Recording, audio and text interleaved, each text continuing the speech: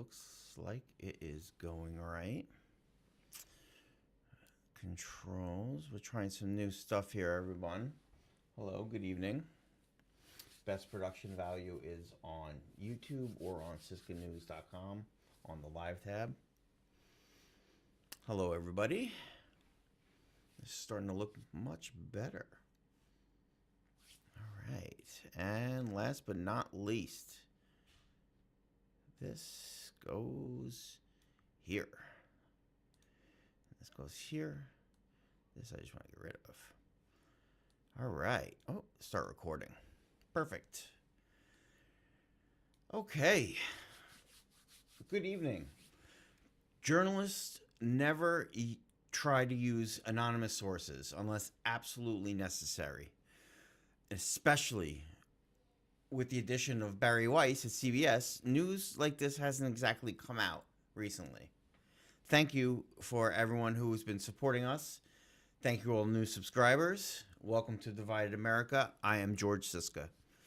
Now, tonight is a very veteran-focused show, but I've also got an answer for you all later from an official on a cannabis question that we've asked here months ago. We submitted a question. We received an answer. We're going to be going into that later. And before we dive into the show, we also have to briefly mention the First Lady's impromptu speech saying she has nothing to do with Jeffrey Epstein. And then ever since that, the president has gone on a tirade on his social network. I will do much more reporting on these developments as they come along.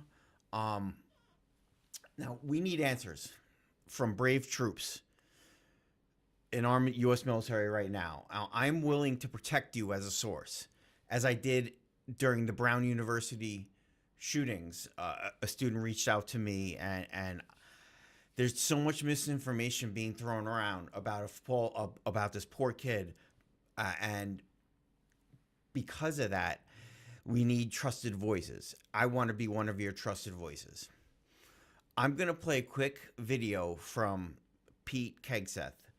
Now, for the TikTok viewers, please watch it on either YouTube or on SiscaNews.com/live. Let's see what Mr. Hegseth said about our casualties. And then as it pertains to the U.S. casualties, that particular incident was, you have air defenses and the lot's coming in and you hit most of it. And we absolutely do. We have incredible air defenders. Every once in a while, you might have one, unfortunately, we call it a squirter that makes its way through. And in that particular case, it happened to hit a tactical operations center that was fortified, but these are powerful weapons.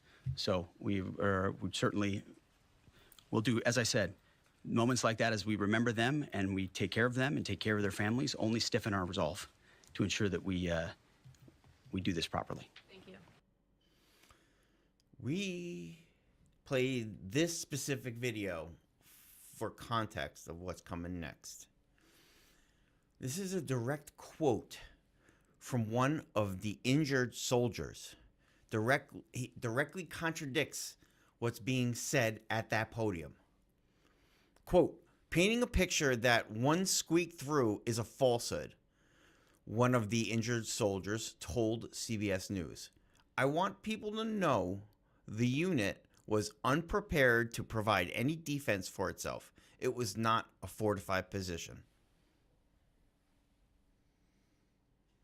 Who are you going to believe?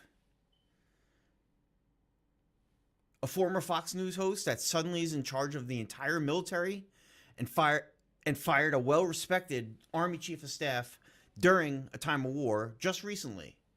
Or are we going to believe soldiers that were just bombed?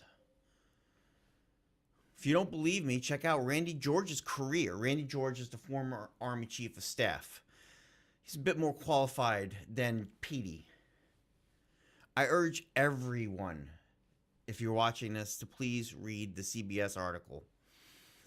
It's devastating. The soldier goes on. It's not my intent to diminish morale or disparage the Army or the Department of War more holistically. But I do think that telling the truth is important, and we're not going to learn from these mistakes if we pretend these mistakes didn't happen, one soldier said.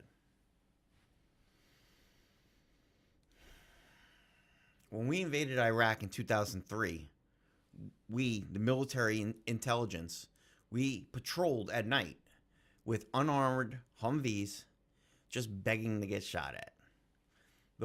Those missions remind me of the night patrols our Vietnam brethren had to complete because someone in charge said that they needed to clear that village. It wouldn't surprise me that all of our bases were not fortified enough for counterattacks. It's been a while since I've personally been in Kuwait. The bases we stayed on weren't exactly built up like, fortresses. CBS was able to get a picture of the wreckage. I have to warn viewers, if you're watching this, please be aware it's graphic. So I'm going to show it quickly, and you're going to see. Well, that's not the right picture. There it is. You can see the concrete barriers to the side, but as the source said, there's no protection from above. And if you really zoom in on the picture, sure, there's concrete on the side, but that it's a small tin and wood shelter. It's virtually nothing. Have our troops learned from the Ukrainian army, as they've been dealing with these drones for years now, right? So this is one drone that just killed a massive amount of Americans. 6 is massive in my opinion. 1 is massive. But that's 6 that we know of. That's 6 that we've been told.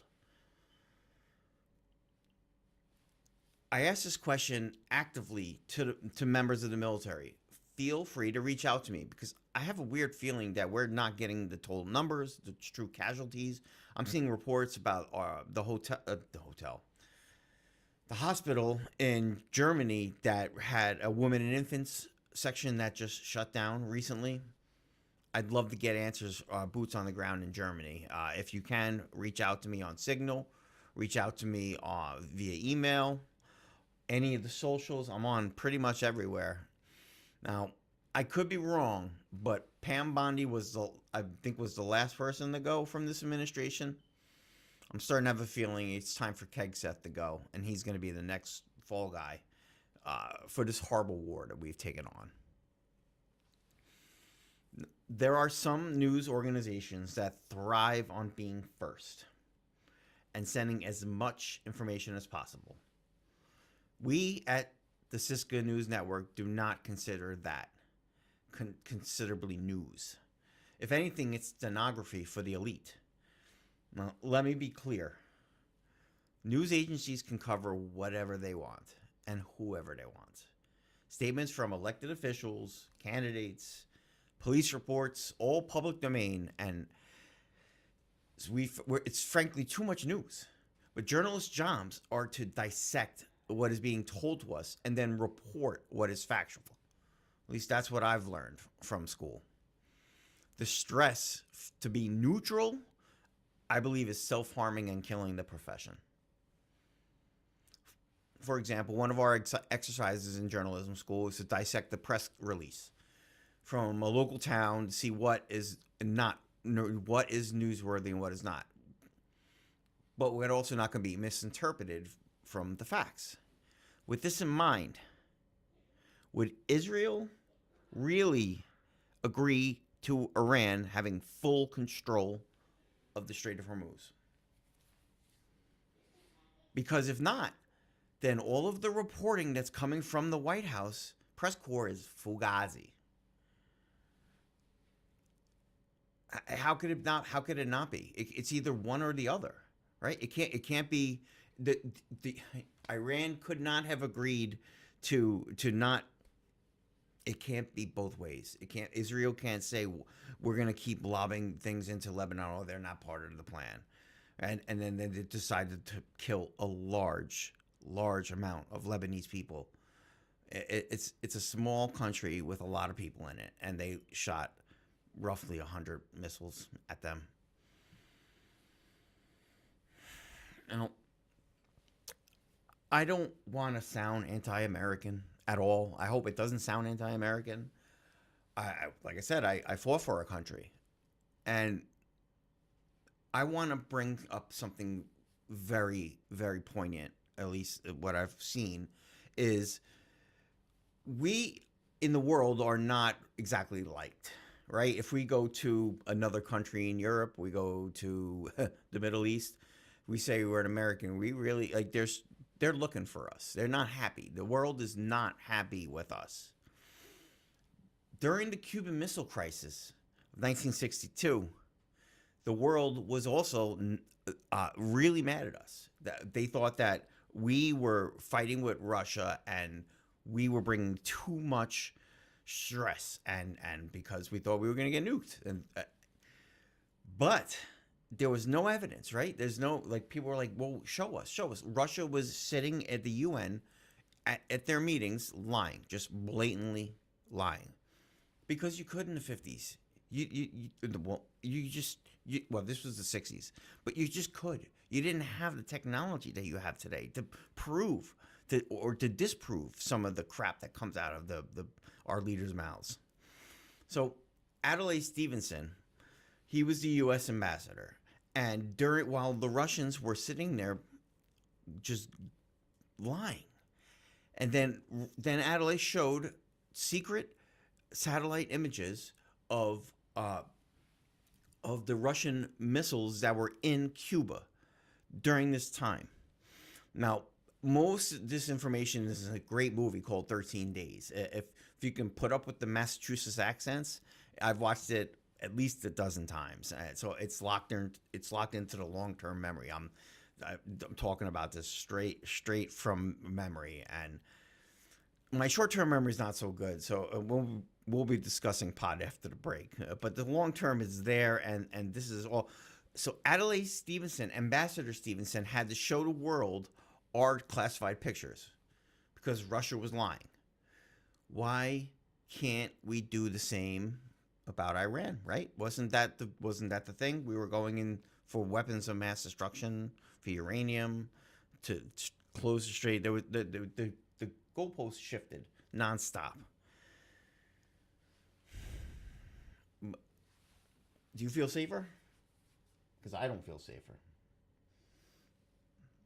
Do you feel safer? If you feel safer, I really feel glad for you. Because right now, I feel like we're not getting anything close to the truth from Washington. Now, after a very quick break, we're going to have a new segment called Information for Veterans. Name subject to change. We'll be right back, and we're going to talk about a couple more subjects.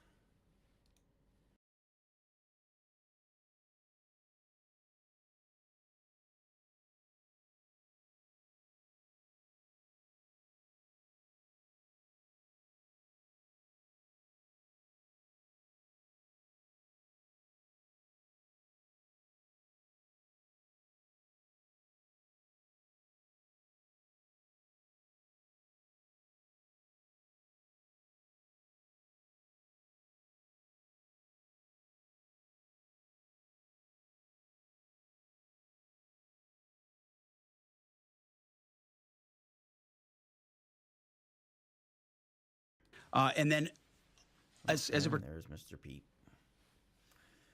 Some of you know our mascot Chewy. He is the social one of the Sisca News Network. He loves to meet our neighbors. He loves to go on walks. Me, on the other hand, I'm more of a homebody, but these conversations, they're awkward, but they lead to helping out folks. After World War II, America created the GI Bill to help veterans go to school. 40 years later, Congress updated it to the Montgomery GI Bill. I don't know if you know anything about American history. Well, wow, that is not written right. I apologize 100%. I do not know where my train of thought went with that, but that is not right. But the point of where the point where I was going was the Montgomery GI Bill is what we would put money into when I was a soldier. And then we would be able to use that money to go to school. Now, when we got out of the service. Now, it was upgraded in the 2008 when President George Bush signed the post 9/11 GI Bill. He signed it into law, and that one pays in-state tuition at public colleges for full. And it also gives a housing and book stipend, commonly known in veteran circles as BAH. Now, I've talked with other veterans in this area that have used Chapter 33, and it's truly changed their lives. There's one is a business owner locally here in Cumberland. He's going back to school again, like yours truly, using some of the similar benefits. Now, there's a different bill called Chapter 31, and that focuses on vocational rehab.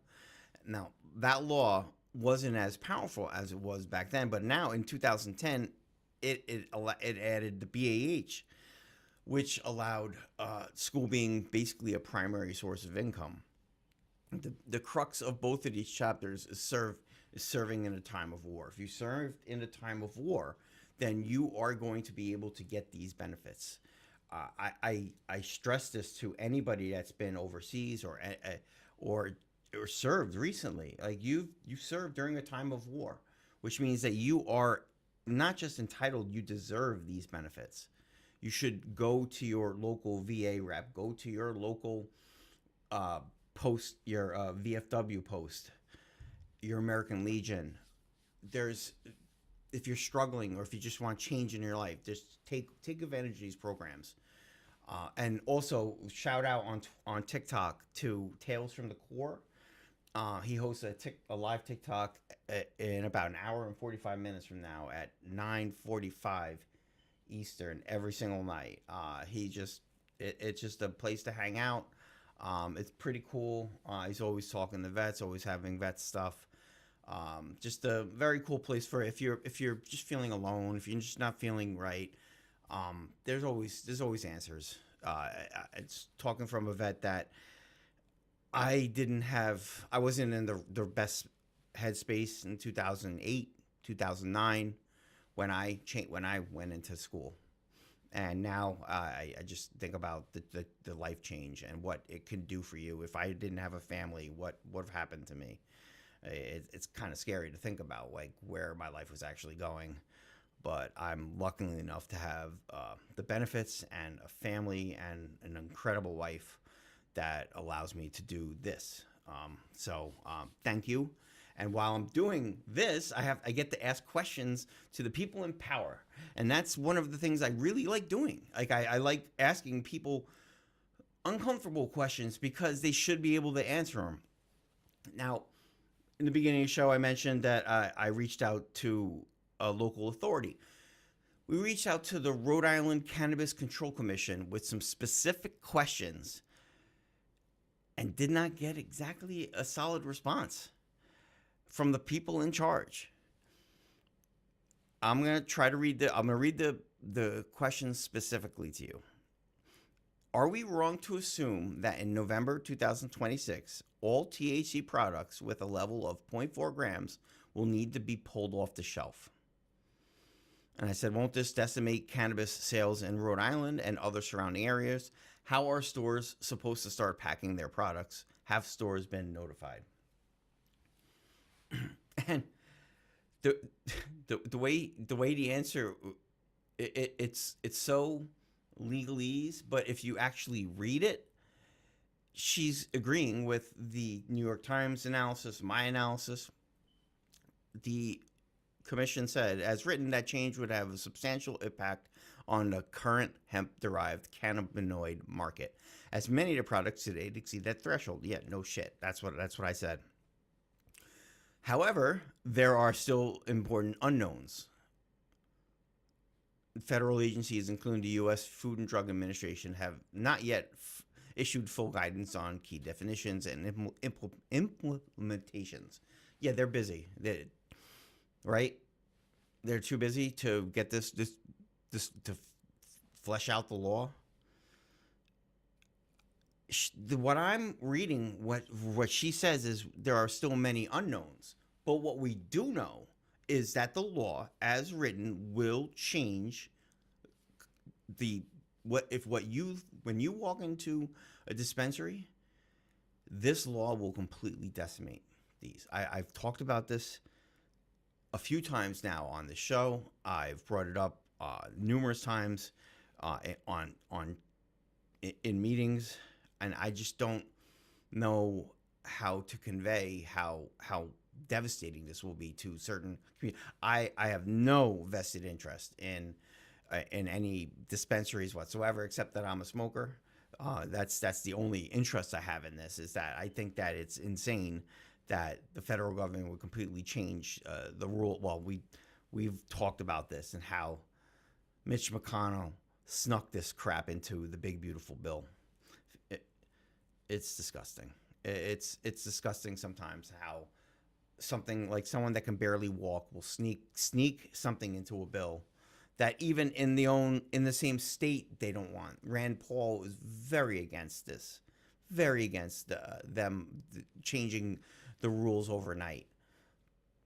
And what I find interesting from the answer from the Cannabis Control Commission is they haven't been issued full guidance from the Food and Drug Administration.